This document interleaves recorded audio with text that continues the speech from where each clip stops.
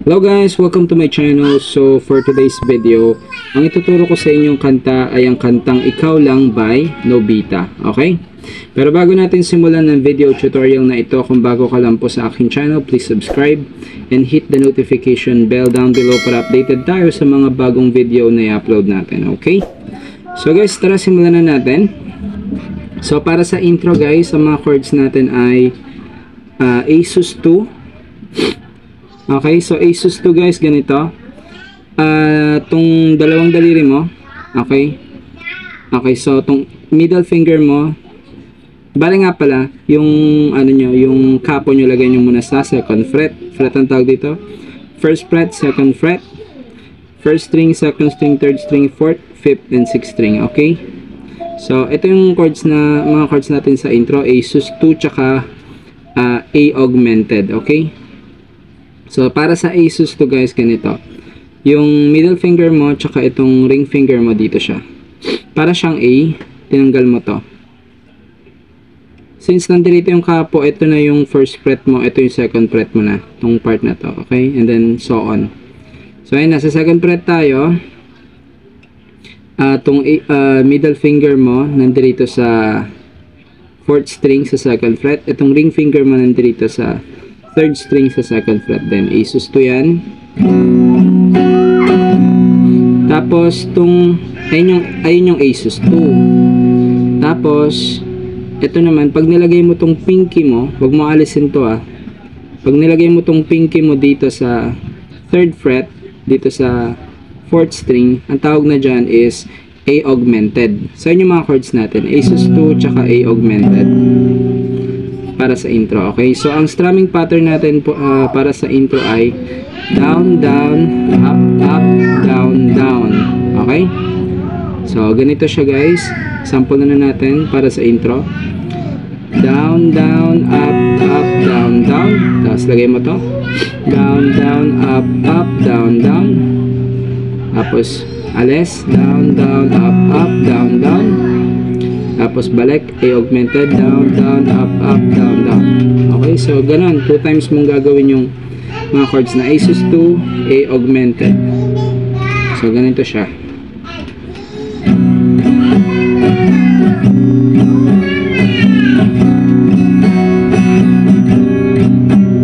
Yan yung ating intro. So after nyan, punta na tayo dun sa verse. So sa verse guys, ang mga chords natin ay ito. So, sa verse, ganito, ito mga chords natin. So, Asus 2. Tapos, A augmented. Naturo ko na sa inyo. Lagay nyo lang itong pinky nyo dito. Tapos, F sharp minor. So, yung F sharp minor na gagamitin natin dito sa verse ay yung nandito. Huwag nyo nang alisin itong dalawang ton dito. Lagay nyo itong index nyo dito sa 6th string. Ayan. Diba yan? Lagay nyo lang dito sa second fret 6th string. Okay? Para mabilis yung transition, yung paglipat. Kasi kung ito yung F sharp, ito yung F sharp. Yung index mo nandito sa second fret, ito yung pinky mo ay itong ring finger mo dito sa 5th string, ito sa 4th string. Kaso pag ayun yung ginamit natin ng F sharp minor, medyo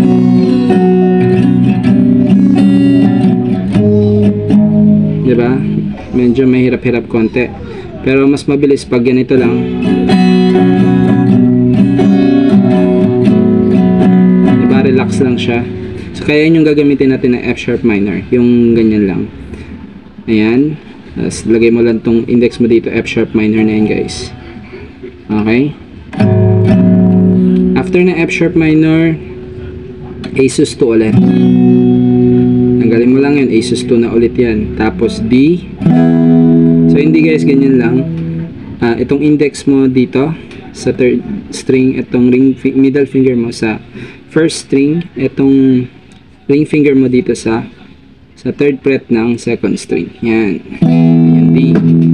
Tapos after nyan, lilipat ka dito sa C sharp minor. So C sharp minor guys, ay yung pang 1, 2, 3, 4. So index mo nandito sa 4th fret. Okay? So, ayan. Itong buong daliri mo dito. Mula dito sa first string hanggang fifth string. Ayan. Tapos ito, middle finger mo dito sa second string. Itong ring finger mo dito sa fourth string. Itong pinky mo dito sa third string. Ayan. Ayan. Ayun yung ating C sharp minor. Okay? Kung nahirapan kayo, pwede nyong gawin to. Okay, kung nahirapan kayo, pwede nyong gawin to. For the C sharp. Basta tanda nyo sa 4th fret. Ayan. Pwede nyong gawin to.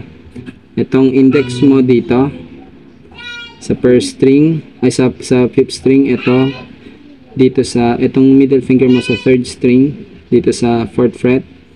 Itong ring finger mo dito sa 5th fret, dito sa second string. Kung nahirapan kayo sa bar chords, pwede nyo gawin to. Okay? Pero aralin nyo pa rin yung bar chords. So, after nyan C sharp minor, diba yan? Pulipat ka na ng B minor. So, B minor guys, ganito. Okay, parang ganun lang siya. Nilipat mo lang ng konti. Itong index mo nandito sa second fret. Ayan. Parang nilipat mo lang siya.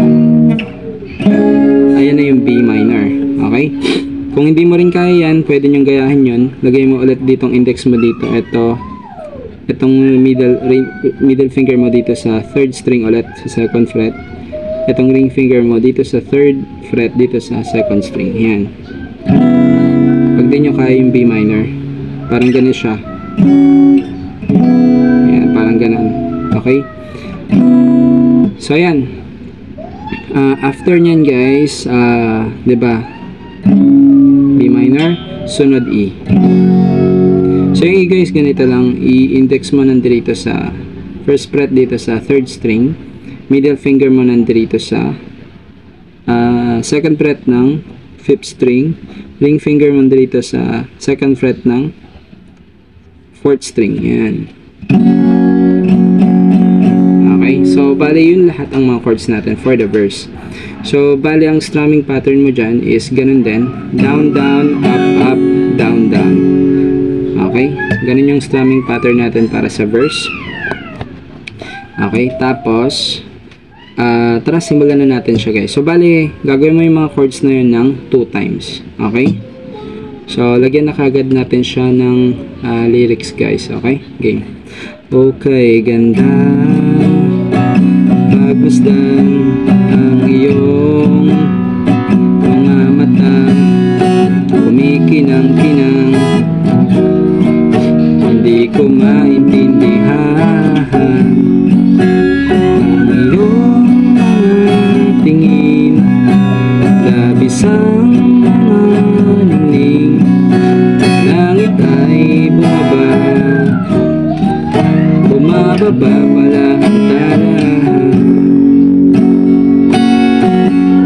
So, ayun yung chords natin para sa verse. Okay? After nyan, diba nagawa mo ng 2 times yun sa verse? Chorus ka na nun. So, pag gawa mo sa chorus naman guys, sa mga chords natin, ay ito. D major 7. So, D major 7 sa second fret. Itong first string, second string, third string, gamitin mo tong index mo. Ayan. Nakapisil ka sa tatlong yan. D major 7, tas D minor. D minor guys, itong index mo nandito sa first string ng first fret. Itong middle finger mo na sa second fret, third string. Itong ring finger mo nandito sa third fret ng second string. D minor. Okay. Sunod na chords natin ay C sharp minor. Yan. Naturo ko na sa inyo yan. And then F sharp minor. So F sharp minor guys, itong buong index finger mo nandito sa mula first string hanggang 6th string. Pero ang pinaka-diin mo dyan guys, itong secret dyan sa bar chords. Ang diin mo talaga nandito sa 6th string. Ito parang nakapatong ka lang sa the rest ng mga string dito. Yan pinaka-sekreto dyan. Hindi mo kailangan diinan lahat yan kasi mahirapan ka. Nakadikit ka lang ang pinakadiin mo nandito sa 6 string, pero nakadikit ka dito sa iba. Ganyan. Parang ganyan lang siya, okay? Tapos sunod, tong daliri mo to, tong index, tong ring finger mo dito sa 4th fret, dito sa 5th string, itong pinky mo dito sa 4th fret, then dito sa 4th string. Ayan, ganyan. Ganyan siya. So, yun yung F sharp minor, guys, okay? Okay? Tapos, ayun yung mga chords natin para sa chorus, 4 lang. Tapos ang strumming pattern yan, guys, ganito. Parang down, down, up, up, down, down. Dagdagan mo lang ng down, up sa dulo. So, ganito. Down, down, up, up, down, down, down, up. Tapos lipat. Down, down, up, up, down, down, down, up. Tapos lipat ka ulit dito, lipat ka ulit dito. Ganun siya. Kada lipat, down, down, up, up, down, down, down, up. So, tara, lagyan na natin siya kagad ng lyrics. Game. Tumingin ka sa aking mga mata at hindi mo na kailangan pa magtanong ng paulit-ulit. Ikaw lang ang iniibig. Kung di ka kumbinsido'y magtiwala ka. Hawakan ang puso't maniwala na ikaw lang siyang inibig. Ikaw lang ang iibigin. Okay, ganun lang siya gandali, guys. Okay, yun yung chorus natin. After mo magawa yung chorus, pasok agad yung verse. Wala nang interlude yun. So, pasok agad ng second verse. Same chord, same strumming pattern. Ganun din sa second chorus. Same chord, same strumming pattern. So, after nun, nagawa mo na yung second chorus, papasok na yung instrumental. Instrumental, guys, ang chords ay E. So, yung E, guys, ganito.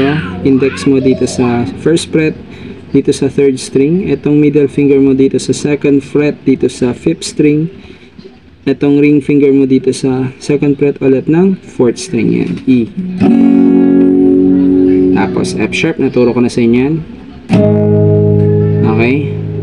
Tapos, D. Ayun yung mga chords lang natin, naturo ko na sa inyo yung D.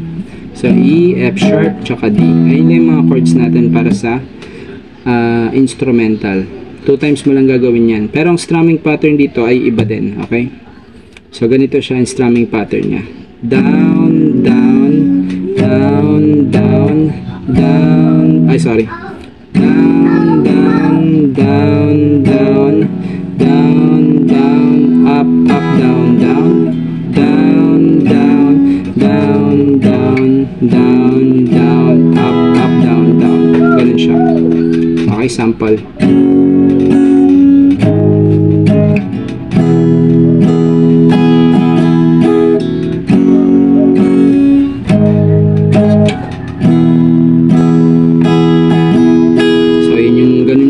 Yung ating instrumental. Okay?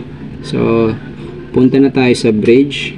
After nun, bridge na. So, sa bridge, hawig lang siya ng chords ng bridge and strumming pattern. So, yung bridge, hawig siya sa strumming yung bridge hawig siya sa strumming pattern ng instrumental. Okay?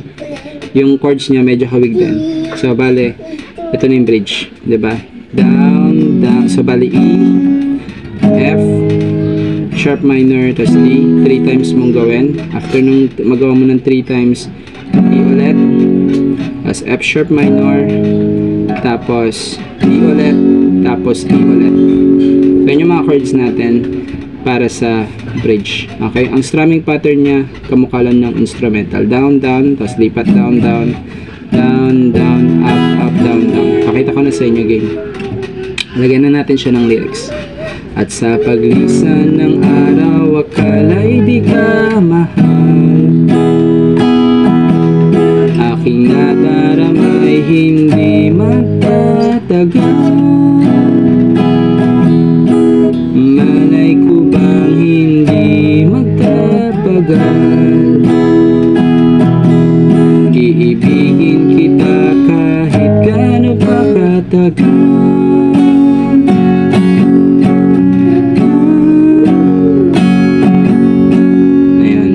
After mo magawa yung After mo magawa yung bridge, papasok na ulit yung chorus. So yung last chorus guys, instead na gawin mo siyang 2 times, gawin mo siyang 4 times.